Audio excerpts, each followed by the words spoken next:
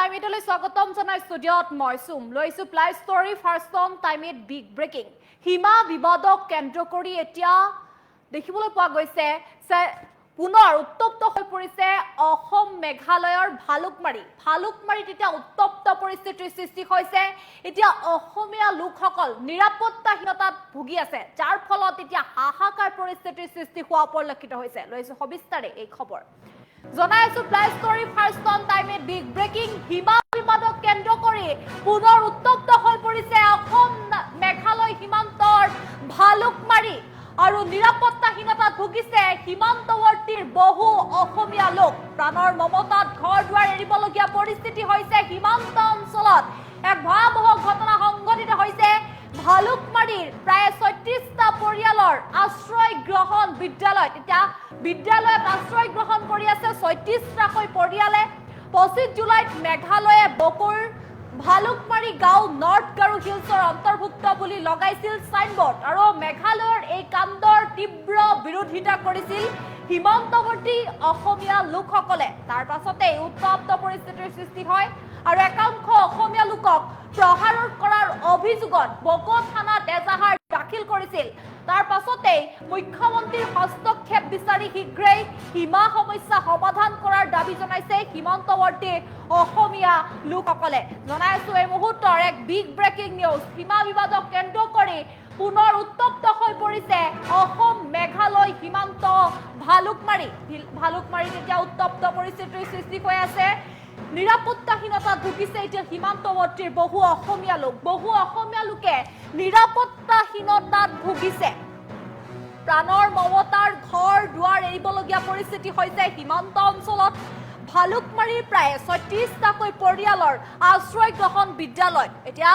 ভালুকমাৰীৰ ৩৬টা পৰিয়ালে বিদ্যালয়ত আশ্ৰয় গ্ৰহণ কৰিবলগীয়া হৈছে যি ভয়াবহ পৰিস্থিতিৰ সৃষ্টি হৈছে সীমা বিবাদক কেন্দ্ৰ কৰি যি অসম মেঘালয় সীমান্ত ভালুকমাৰীত যি উত্তপ্ত পৰিস্থিতিৰ সৃষ্টি হৈছে তাৰ পৰিপ্ৰেক্ষিতত এতিয়া ৩৬টাকৈ পৰিয়ালে বিদ্যালয়ত আশ্ৰয় গ্ৰহণ কৰিবলগীয়া হৈছে কিমান এক ভয়াবহ পৰিস্থিতিৰ সৃষ্টি হৈছে এয়া হয়তো পৰিস্থিতিৰ দ্বাৰা এই দৃশ্যাংশৰ দ্বাৰা বুজিব পাৰি কিয়নো এই খবৰ অনুসৰি এতিয়া ভালুকমাৰী যিহেতুকে ৩৬টা পৰিয়ালে বিদ্যালয়ত আশ্ৰয় গ্ৰহণ কৰি আছে আৰু ২৫ জুলাইত মেঘালয়ে বকৰ ভালুকমাৰী গাঁও নৰ্থ গাৰো হিলছৰ অন্তৰ্ভুক্ত বুলি সাইনবোৰ্ড লগাইছিলে পুনৰবাৰ কৈছো যে ২৫ জুলাইত মেঘালয়ে বকৰ ভালুকমাৰী গাঁও নৰ্থ গাৰো হিলছৰ অন্তৰ্ভুক্ত বুলি সাইনবোৰ্ড লগাইছিলে আৰু মেঘালয়ৰ এই কাণ্ডক তীব্ৰ বিৰোধিতা কৰিছিলে অসমীয়া লোকসকলে যিসকল অসমীয়া লোক আছে সেই সীমান্তৱৰ্তী অঞ্চলত সেই মেঘালয়ৰ এই কাণ্ডক তীব্ৰ বিৰোধিতা কৰিছিলে যাৰ ফলত এই উত্তপ্ত পৰিস্থিতিৰ সৃষ্টি হয় আৰু একাংশ অসমীয়া লোকক প্ৰহাৰ কৰাৰ অভিযোগ উঠিছে তাৰ বাবে সেই প্ৰহাৰ কৰাৰ অভিযোগত বকো থানাত এজাহাৰ দাখিল কৰিছিলে আৰু তাৰ পাছতেই মুখ্যমন্ত্ৰীৰ এতিয়া হস্তক্ষেপ বিচাৰি শীঘ্ৰেই সীমা সমস্যা সমাধান কৰাৰ দাবী জনাইছে সীমান্তৱৰ্তীৰ অসমীয়া লোকসকলে জনাই আছো আমি এই মুহূৰ্তৰ এক বিগ ব্ৰেকিং নিউজ দেখিবলৈ পাইছে কিদৰে সীমা বিবাদক কেন্দ্ৰ কৰি পুনৰ উত্তপ্ত হৈ পৰিছে অসম মেঘালয় সীমান্তৱৰ্তী ভালুকমাৰী অঞ্চলত উত্তপ্ত পৰিস্থিতিৰ সৃষ্টি হৈছে এতিয়া কিদৰে সীমা বিবাদক কেন্দ্ৰ কৰি অসম মেঘালয় সীমান্তৰ ভালুকমাৰীত উত্তপ্ত পৰিস্থিতিৰ সৃষ্টি হৈছে নিৰাপত্তাহীনতাত সীমান্তৱৰ্তী এতিয়া বহু অসমীয়া লোকে নিৰাপত্তাহীনতাত ভুগিবলগীয়া হৈছে সেই সীমান্তৱৰ্তী অঞ্চলত বাস কৰা লোকসকলে অসম মেঘালয় সীমান্তৱৰ্তী যি ভালুকমাৰী অঞ্চলত অসমীয়া লোকসকলে বসবাস কৰি আছে সেই লোকসকলে এতিয়া নিৰাপত্তাহীনতাত ভুগিবলগীয়া হৈছে প্ৰাণৰ মমতাত ঘৰ দুৱাৰ এৰিবলগীয়া পৰিস্থিতিৰ সৃষ্টি হৈছে সীমান্তৰ অঞ্চলত ভালুকমাৰীৰ প্ৰায় ৩৬টা পৰিয়ালৰ আশ্ৰয় হৈ পৰিছে এতিয়া বিদ্যালয় এতিয়া ৩৬টাকৈ পৰিয়ালে বিদ্যালয়ত আশ্ৰয় গ্ৰহণ কৰিবলগীয়া হৈছে কিমান এক ভয়াবহ পৰিস্থিতিৰ সৃষ্টি হৈছে এয়া হয়তো কল্পনা কৰিব নোৱাৰি কিয়নো এনেদৰে বিদ্যালয়ত আশ্ৰয় লৈ থাকিবলগীয়া হৈছে যিহেতুকে যাৰ বাবে ২৫ জুলাইত মেঘালয়ে বকৰ ভালুকমাৰী গাঁও নৰ্থ গাৰো হিলছৰ অন্তৰ্ভুক্ত বুলি সাইনবোৰ্ড লগাইছিলে আৰু মেঘালয়ৰ এই কাণ্ডক এতিয়া তীব্ৰ বিৰোধিতা কৰিছিল সীমান্তৱৰ্তী যিসকল অসমীয়া লোক আছে সেই অসমীয়া লোকসকলে বিৰোধিতা কৰিছিলে আৰু একাংশ অসমীয়া লোকক প্ৰহাৰ কৰাৰো গুৰুতৰ অভিযোগ উত্থাপিত হৈছে। এই অভিযোগৰ ভিত্তিত বক থানাত এজাহাৰ দাখিল কৰিছিলে ভুক্তভোগীয়ে আৰু তাৰ পাছতে এতিয়া মুখ্যমন্ত্ৰী ডক্টৰ হিমন্ত বিশ্ব শৰ্মাৰ হস্তক্ষেপ বিচাৰি শীঘ্ৰেই সীমা সমস্যা সমাধান কৰাৰ দাবী জনাইছে সীমান্তৱৰ্তী অসমীয়া লোকসকলে। চাওক কিদৰে এক ভয়াৱহ পৰিস্থিতিৰ সৃষ্টি হৈছে। এনেদৰে বিদ্যালয়ত তেওঁলোকে আশ্ৰয়স্থলী হিচাপে থাকিবলগীয়া হৈছে। তেওঁলোকৰ আশ্ৰয়স্থল হৈ পৰিছে বিদ্যালয়খন। ৩৬টাকৈ পৰিয়ালে বসবাস কৰি আছে বুলি জানিব পৰা গৈছে। এটি ভয়াৱহ পৰিস্থিতিৰ সৃষ্টি হৈছে যে সীমা বিবাদক কেন্দ্ৰ কৰি এই উত্তপ্ত পৰিস্থিতিৰ সৃষ্টি হৈছে অসম মেঘালয় সীমান্ত ভালুকমাৰীত। তাৰ বাবে এতিয়া বহু অসমীয়া লোকেই নিৰাপত্তাহীনতাত ভুগিবলগীয়া হৈছে এই সীমান্তৱৰ্তী অঞ্চলত। আমি পুনৰবাৰ কোৱাৰ প্ৰয়াস কৰিছো যে এতিয়া নিৰাপত্তাহীনতাত ভুগিছে বহু অসমীয়া লোক। প্ৰাণৰ মমতাত ঘৰ দুৱাৰ এৰিবলগীয়া পৰিস্থিতি হৈছে সীমান্ত অঞ্চলত। ভালুকমাৰীৰ প্ৰায় ৩৬টা পৰিয়ালৰ আশ্ৰয় হৈ পৰিছে এতিয়া বিদ্যালয়। এতিয়া বিদ্যালয়ত ৩৬টাকৈ পৰিয়ালে আশ্ৰয় ল'বলগীয়া হৈছে। ২৫ জুলাইত মেঘালয়ে বকৰ ভালুকমাৰী গাঁও নৰ্থ গাৰো হিলছৰ অন্তৰ্ভুক্ত বুলি চাইনবোৰ্ড লগাইছিলে। তাৰ পাছতে এই কাণ্ডক অসমীয়া লোকসকলে সীমান্তৱৰ্তী যিসকল অসমীয়া লোক আছে সেই অসমীয়া লোকসকলে তীব্ৰ বিৰোধিতা কৰিছিলে। তাৰ পাছতেই একাংশ অসমীয়া লোকক প্ৰহাৰ কৰিছিলে আৰু সেই প্ৰহাৰ কৰাৰ এতিয়া যি অভিযোগ উঠিছে এই প্ৰহাৰ কৰাৰ অভিযোগৰ ভিত্তিত বক থানাত এজাহাৰ দাখিল কৰিছিলে আৰু মুখ্যমন্ত্ৰীৰ হস্তক্ষেপ বিচাৰি শীঘ্ৰেই সীমা সমস্যা সমাধান কৰাৰ দাবী জনাইছে সীমান্ত। পৰ্যন্ত বাইদেউ এতিয়া ২-৩ দিন আগৰ কথা মানে সেইদিনা যোৱা ক'লে আমি ঘৰত শুব নপৰা হ'ল। কিয়নো আমাৰ সেই মেঘালয় ছাপৰ্টাৰবিলাকে আৰু ওচৰত থকা গাঁওবিলাকে তাহা জমা হৈ আহি আমাক মানে ডিষ্টাৰ্ব কৰে, মানে মাৰিব বা এনেকুৱা কথা কয়। সেইকাৰণে আমাৰ মনত ভয় লাগে, মানে বেয়া লাগে। সেইকাৰণে আমি গাঁৱত থাকিব ভয়। সেইকাৰণে আমি কালি ৰাতিও মানে সেইকাৰণে আমি ওই মজাবাৰী এল পি স্কুলত যাইখিনি তাতে আমি ল'ৰা ছোৱালীবিলাক তাতে থাকিছোঁ। সেইকাৰণে আমি অসমত CM-ক ৰিকুৱেষ্ট কৰোঁ যে আমাক বচাওক।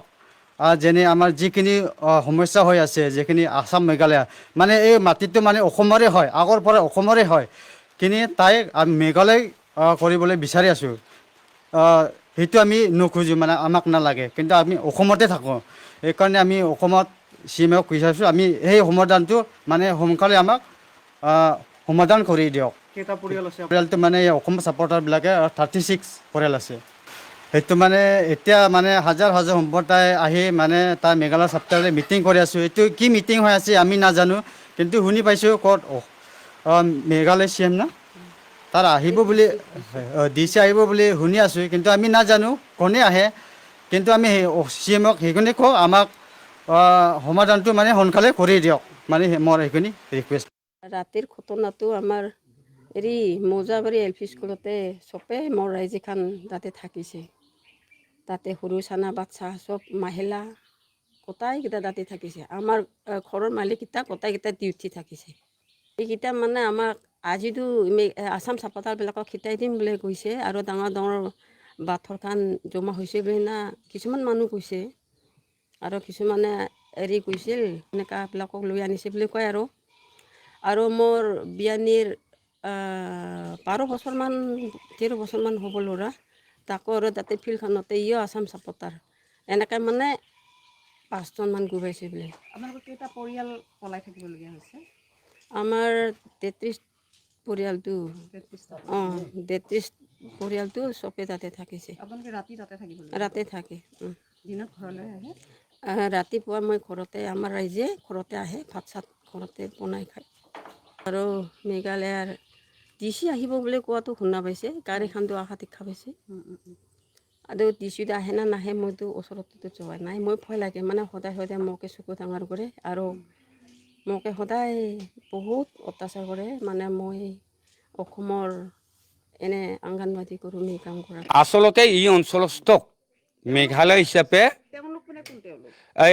যিবিলাক মানে তাৰমানে মেঘালয় ছাপৰ্টাৰ, তেওঁলোকে তাৰমানে মেঘালয় কৰাৰ কাৰণে চেষ্টা কৰিছে, কিন্তু ইয়াততো মেঘালয় হ'ব নোৱাৰে। কোনখন গাঁৱৰ কথা কৈছে? এই ভালুকমাৰীখান তেওঁলোকে য'ত নেকি তেওঁলোকে হেৰি দিছিলে, চাইনবোৰ্ড এখন দিছিলে, সিদিনাখন আমাৰ পুলিচে আহি চাইনবোৰ্ডখন উফুৰাই আমাৰ ৰাভা আছাম অট'নমাছ কাউন্সিলত জমা দিছে। মানে কিমান দিনৰ ঘটনা এই যোৱা পৰশু দিনাখন হয় 25 তাৰিখ না সাইনবোৰ্ডখন কি আছিলে? লোৱাৰ ভালুকমুৰি বুলি লেখা আছিলে, দিলমাতা বুলি লেখা আছিলে, লোৱাৰ দেলমাতা বুলি লেখা আছিলে। হয়, লোৱাৰ দেলমাতা বুলি লেখা আছিলে। কোন ডিষ্ট্ৰিক্টত? এইটো ডিষ্ট্ৰিক্ট আছিল মেঘালয়। তাৰপিছত গাৰো হিলছ বুলি লেখা আছে আৰু নৰ্থ গাৰো হিলছ বুলি লেখা আছে, তাৰপিছত আদুগুৰি বুলি লেখা আছিল। তাৰপিছত আমি চাইছিলোঁ। এইটো সমস্যা বহুত দীৰ্ঘদিনীয়া সমস্যা। এইটো মেক্সিমাম গাৰো জনগোষ্ঠীয় লোকসকলে কৰি আছে। তাৰ নিজৰ নিজৰ মাজতে এই সমস্যাটো হৈ আছে। কিছুমানে মেঘালয় হোৱা বুলি তেওঁলোকে দাবী কৰে আৰু কিছুমানে মেঘালয় নোহোৱা বুলি দাবী কৰে। এনেকুৱা দীৰ্ঘদিনীয়া সমস্যা নিজৰ নিজৰ মাজত এইটো বহু বছৰৰ পৰা একচুৱেলি কাজিয়া পেচাল হৈ আছে তেখেতসকলক। আৰু তেখেতসকলে যেতিয়া আছাম ছাপোৰ্ট কৰাবিলাকক অলপ তেওঁলোকৰ সংখ্যাটো কম বাবে তেখেতসকলে আশ্ৰয় বিচাৰি আমাৰ ওচৰলৈ আহে। এতিয়া আমি তেখেতসকলক ৰক্ষণাবেক্ষণ দিব লগা হৈছে। আমি ৰাভা ছাত্ৰ সন্থাই যিখিনি পাৰোঁ তেখেতলোক মানৱতাৰ খাতিৰত আমি তেখেতসকলক আমি খাদ্য যোগান থকাৰ আশ্ৰয় দিব লগা হৈছে। কিয়নো তেখেতসকলৰ মাজতে কাজিয়া হয়, কাজিয়া হৈ পেলাই মাৰপিট কৰিব খোজে, ঘৰ জ্বলাই দিব বিচাৰে। এনেকুৱা নিচিনা সমস্যা, এইটো দীৰ্ঘদিনীয়া সমস্যা। গতিকে আমি এই চেনেলৰ জৰিয়তে অসম চৰকাৰক আৰু প্ৰশাসন বিভাগক আমি গুৰুত্ব দিবলৈ আৰু এই সমস্যাটো সমাধান কৰিবলৈ আমি অনুৰোধ জনাইছোঁ। আগৰ পৰা সমস্যাটো হৈ আছে। 36 আছাম ছাপোৰ্টাৰ আছে এখন ভালুকমুৰি বুলি গাঁও। ভালুকমুৰি গাঁৱত দুদিন ধৰি সেই সমস্যাটো হৈ আছে। যোৱাকালি 36 গাঁৱৰ মানুহ আমাৰ ৰাভা গাঁৱৰ ফালে আহিছিলে আৰু আমি ৰাভা ছাত্ৰ সন্থাই তেখেতলোক থকাৰ ব্যৱস্থা কৰিছিলোঁ। আজি আৰু অসম চৰকাৰে গৈ পেলাই পুলিচ প্ৰশাসনে গৈ পেলাই তেখেতসকলক মীমাংসা কৰি দি আহিলে। আৰু তথাপিও মেঘালয়ৰ হাজাৰ হাজাৰ মানুহ যেনে আৰু বেলেগ গাঁৱৰ পৰাও তেখেতসকলে মানুহ মাতি পেলাই হেৰি কৰি আছে, মানে আছাম ছাপোৰ্টসকলক অত্যাচাৰ কৰি আছে। তেনেকুৱা ধৰণৰ আজি আৰু আলোচনা কৰিলে আৰু আলোচনা কৰি পেলাই কি সিদ্ধান্ত লয় এইটো পিছতে গম পাম আৰু।